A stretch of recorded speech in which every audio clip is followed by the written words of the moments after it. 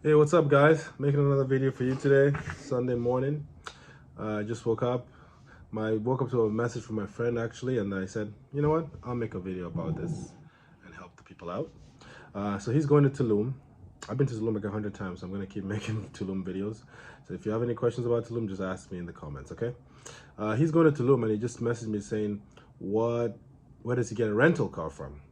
So I basically called him and explained to him like how the transportation works in Tulum. So I'm gonna explain it to you guys as well. So personally, I don't drive when I go to Tulum or Mexico in general because I can't deal with it. I don't know if anybody ever had issues with the police there. It's annoying, like very annoying. And I've run to a couple times and I've been in a car with a couple people and I've heard stories from other people. And like I just don't want to bother. Like I don't have time for the stress. Like they pull you over, try to, extort you, some dumb shit like that. So I just stay away from driving in Tulum, Mexico in general. And Tulum's not that big, so technically you don't need a car, but it's up to you if you want to. So if you want to rent a car, as soon as you get out of the Cancun airport, the first thing you see after you pass the customs is like 100 car rentals, literally. So like if you know any trusted ones from like North America or Europe or wherever you're from, you can just go with the same company, but there's so many rental cars companies and they're cheap, less than $100 a day. You just need your license and credit card. So in the airport right outside of Cancun, there's tons and tons and tons. If you don't do that and you travel to Tulum instead, once you get to Tulum, the main street, both main streets actually have plenty of rental places there, so you can rent a car there as well. Um, it's actually cheaper if you do it in Tulum because the airport one is more expensive. The one in Tulum itself is for the locals. It's rather the intersection of the two main streets. I'll put a location on the map for you guys. So that's what I suggest. If you were to rent a car, take a bus or taxi to Tulum, and then when you're there, you can rent a car there because it's cheaper there. So that's my option for those who want to rent a car.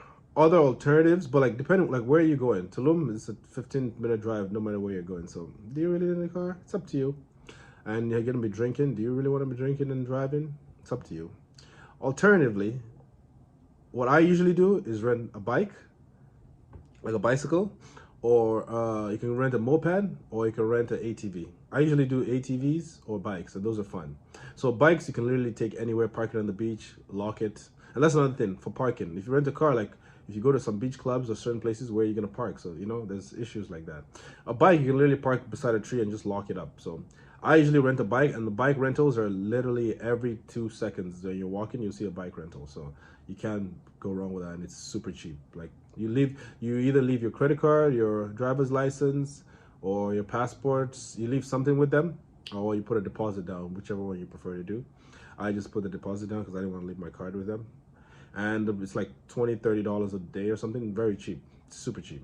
And then ATVs are fun as well. Those ones you ride on the road, you might have issues with because I saw a girl get pulled over on the ATV, but she was driving crazy. So it all depends. But for when it comes to rentals, bikes, ATVs, and mopeds, everyone does that, and it's so much easier, and nobody bothers you. You can go through like small streets and some of those shitty roads too. Like those vehicles are easier versus because a lot of if anyone's been to Tulum, minus the main streets, a lot of the inner parts where the um, Airbnbs are and even the beach clubs, the roads are horrible. So like driving a car on there is gonna be kind of shit. So ATV is the best bet or a bicycle, but that's my suggestion. It's up to you guys. So when it comes to transportation, that's the best bet. When I go clubbing and stuff at night, I just take a taxi, and like the taxi is like $10-$15 from the club to back, like no matter how far your Airbnb is. So it's not expensive at all. It's super cheap. So that's my suggestion. And make sure when you do go, get an estimate of the ranges and how much it is, because if you're a tourist, they're just going to charge you a crazy price. So ask a couple people from here to here, how much is a taxi? And when you get the general idea, then when you get in the taxi, make sure you ask the taxi driver, I'm going to this place, this is how much it's going to be. Because if you don't, they're just going to quote you like ×3, ×4. That happened to me the first time I was there, and because they knew I was a tourist, and then I got scammed. So just be careful when it comes to that. But apart from that, transportation wise, that's my options for you. If anybody had any other transportation issues or solutions, let me know in the comments. I walk a lot too. Like I walk a lot into them, so that's another option. So when it comes to transportation, that's your best bet. All right, subscribe, like the video. We're making more videos. You guys have to tell me what videos you want me to make. I have too much knowledge, but I'm making different videos. I just want to pinpoint things people actually want to know. So leave it in the comment, like, subscribe, follow me, share the video if you need.